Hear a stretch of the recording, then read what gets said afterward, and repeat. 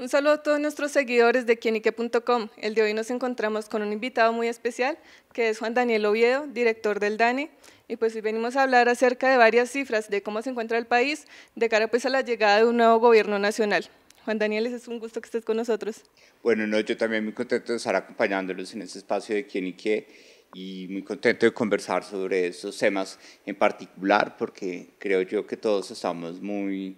interesados en conocer cuál es el panorama que enfrenta la nueva administración presidencial del país.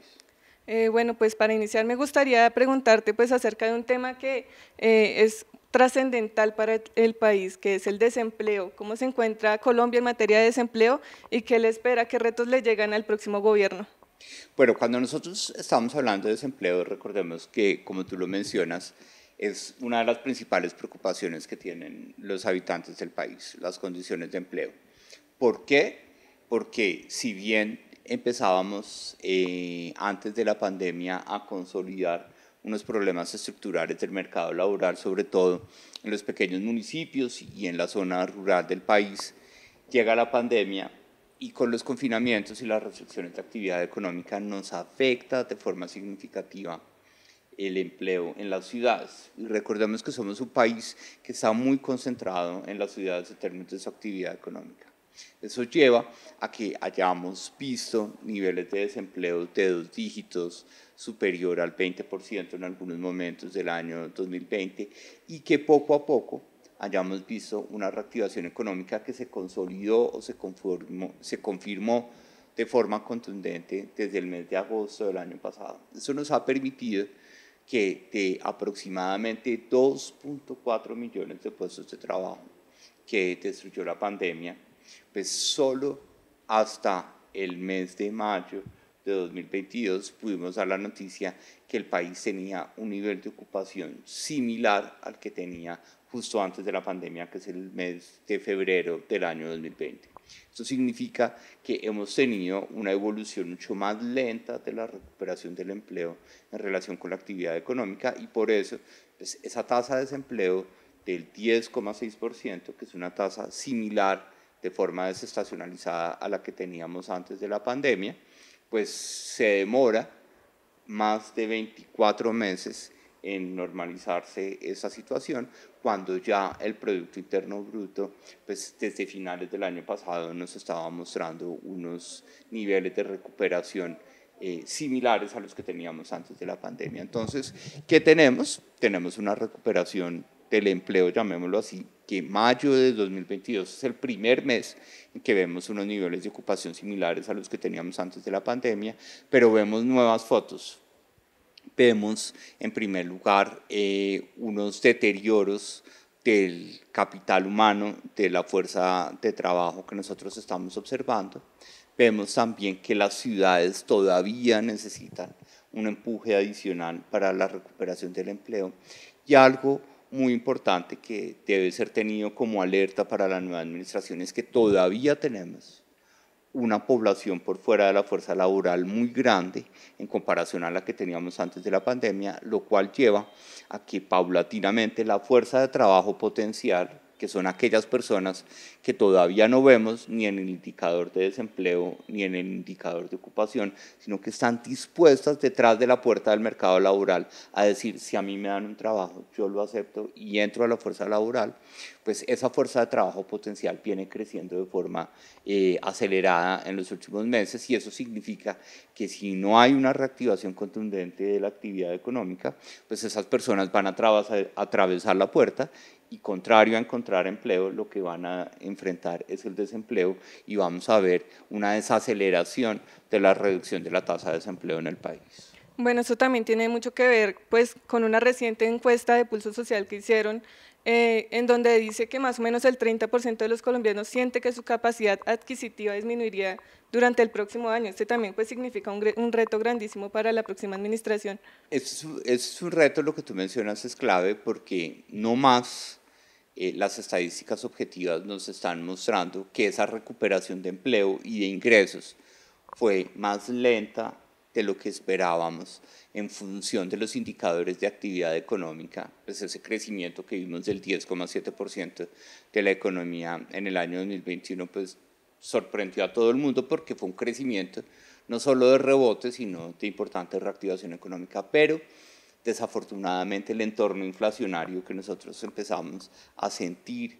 de forma más profunda desde mayo del año 2021, pues está afectando las perspectivas de capacidad de pago. ¿Por qué? Porque si bien los hogares y las personas han recuperado sus puestos de trabajo, los niveles de ingreso en términos reales no necesariamente se han recuperado para todo el mundo. Por consiguiente, esa inflación que estamos viendo de alimentos, de arrendamientos, de servicios públicos, pues afecta de forma muy fuerte la capacidad de compra de los hogares y por consiguiente su optimismo hacia el futuro se ve limitado precisamente por esa inflación. Bueno, sin duda alguna, pues los precios de la canasta familiar han sido pues una de las grandes preocupaciones de los colombianos, pues por la alta inflación pues en los precios de productos diarios que consumen los colombianos. Esto también pues es un tema que ha planteado la nueva presidencia de Gustavo Petro sobre la variación en los precios y pues los cultivos nacionales para que se implementen nuevas estrategias para el mercado nacional. Esto pues como lo ven desde el DANE. Bueno, pues desafortunadamente uno lo ve como, hombre, que pesar que preciso cuando estábamos viendo la economía y el empleo reactivándose, aparece otro problema. Así es como la vida cotidiana, que uno soluciona un problema y aparece otro, y aparece la inflación, sobre todo una inflación, como tú lo mencionas, de alimentos.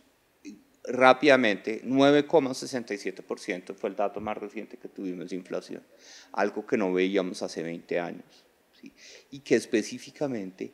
una tercera parte de esa inflación está aportada por el corrientazo, que es algo común para todos, la electricidad, la carne de res, los arrendamientos y el vehículo particular. Es decir, que la tercera parte de la inflación esté expresada en 5 cosas que son de frecuente utilización por todos los hogares, no importa su nivel de ingreso, pues tiene una afectación supremamente importante. Y ahí hay una tarea muy difícil, porque recordemos que ese componente inflacionario que estamos viendo tiene un componente internacional, por la crisis de suministro, el conflicto Rusia y Ucrania, después aparece más cerquita la tasa de cambio y adicionalmente los costos de los insumos para producir alimentos en el país pues, están creciendo de forma acelerada. Y la alerta que vimos recientemente es que la energía, en este caso la electricidad, el gas y los combustibles para vehículos, tienen un horizonte inflacionario muy importante en este segundo semestre, lo cual el tema de la inflación va a ser un desafío muy importante para la administración entrante del presidente electo Gustavo Petro. Bueno, también pues en cuestión del presidente saliente, que es Duque, ¿cuáles han visto pues que son esas políticas públicas que avanzan al país y que vieron representadas en cifras? Bueno, hay algo supremamente importante para reconocer de la administración del presidente Iván Duque y es la respuesta inmediata a los efectos que generó la pandemia sobre los ingresos de los hogares. Sí, recordemos que el país venía de ver aproximadamente 22 millones de hogares, ¿sí? 22 millones de personas ocupadas, perdón. El país son, para que guarden esas cifras, somos 17.1 millones de hogares y estamos viendo apenas ahorita en mayo 22 millones de personas ocupadas. Recordemos que la pandemia logró destruir en promedio estructuralmente 4.4 millones de puestos de trabajo, sobre todo en las ciudades, en donde no estábamos acostumbrados a ver tanta pobreza en el país. Entonces, la capacidad de respuesta inmediata que tuvo el gobierno nacional a través de su programa Ingreso Solidario y de programas locales como Bogotá Solidaria, Medellín y Bucaramanga, pudieron permitir o generar un muro de contención frente a ese incremento de la pobreza tan importante que vimos, pues recordemos, del 35.7% que teníamos de pobreza antes de la pandemia a ver niveles superiores al 42%. Eso significa que el país tuvo una oportunidad muy importante gracias a esta reacción inmediata de los programas de transferencias para poder mitigar parcialmente el efecto pobreza que generaron los confinamientos y la reducción de actividad económica como consecuencia de la pandemia. Ese es un primero. El segundo fue este componente, llamémoslo social, pero más económico, de apoyar a las empresas en la continuidad de sus nóminas y generar fondos de garantía para que las empresas formales, que hoy en día son las que más están generando empleo en este escenario de reactivación, pues tuvieran una resiliencia más profunda para poder permitir que el choque en el empleo no haya sido más importante. Entonces creo yo que estos dos elementos, la respuesta a hogares a través de los programas de transferencias institucionales y a empresas a partir de programas como el PAEF y todos los incrementos de fondos de garantía fueron un elemento muy importante para permitir que el país tuviera unas mejores cifras en materia de condición social y económica de las tristemente preocupantes que generó la pandemia. Bueno, pues actualmente están en un proceso de empalme con el nuevo gobierno que llegará y pues desde el DANE también, ¿cómo ven este proceso? Hay algo muy interesante que es el catastro multipropósito, que es algo pues que tiene trascendente importancia en el nuevo gobierno, en el Ministerio de Agricultura. Bueno, este tema, ¿cómo lo ven? Bueno, creo que en ese proceso de empalme y como lo hemos podido manifestar públicamente, desde el DANE, como cabeza del sector de información estadística, planteamos 5 desafíos muy importantes que están alrededor de nuestro sector. ¿Sí? El primero, la ley de estadísticas oficiales, que ustedes saben, está a mitad de camino en el Congreso de la República, que es un marco legal para favorecer la independencia técnica del DANE y facilitar que el país cuente con mejor información a través de los intercambios de registros administrativos. Segundo, el fortalecimiento tecnológico del DANE. Recordemos que venimos de un incidente muy preocupante para todo el país, que fue el acceso abusivo al sistema informático del DANE. Eso requiere unas inversiones adicionales en tecnología para que sigamos siendo un entorno seguro de toda la información de los habitantes en el territorio nacional.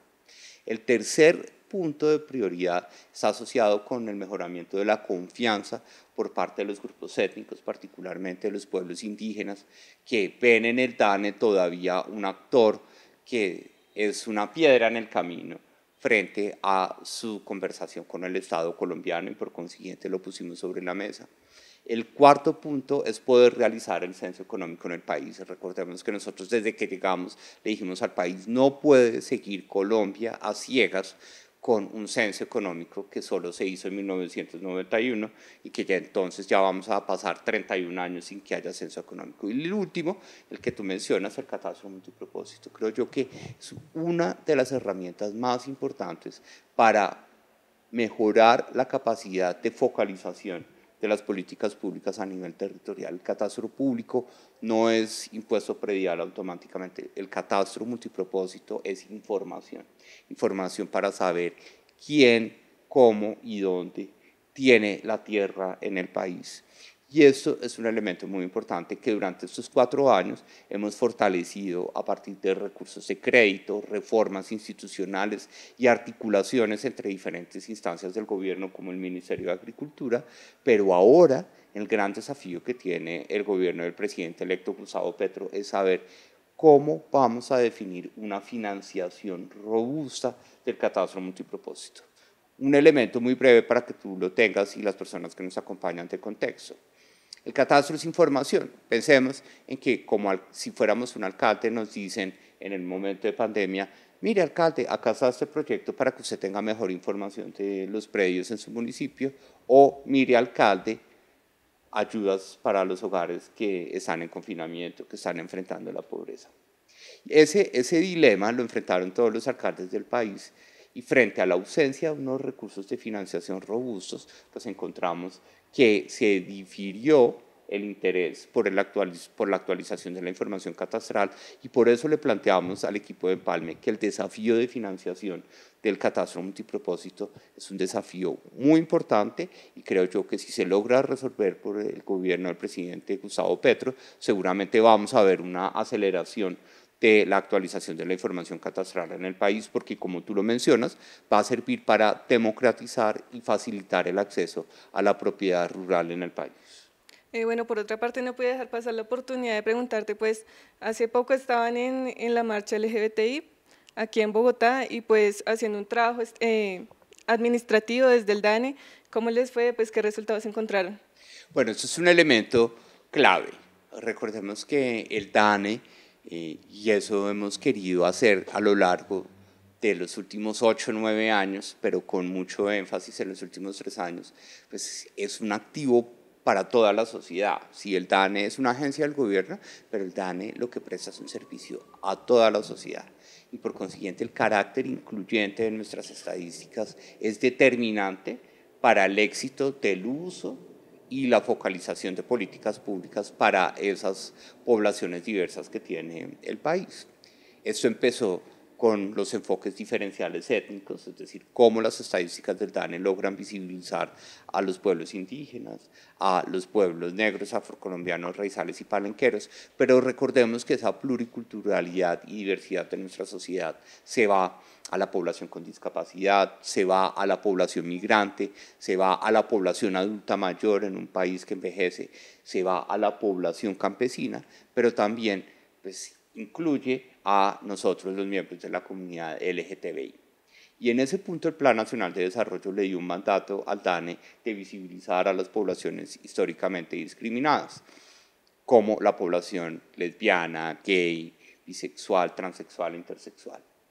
Nosotros hemos hecho una apuesta para mejorar la visibilidad de la orientación sexual y la identidad de género diverso a través de las encuestas sociales. En el censo no se puede, algo muy intuitivo. En el censo, el informante del censo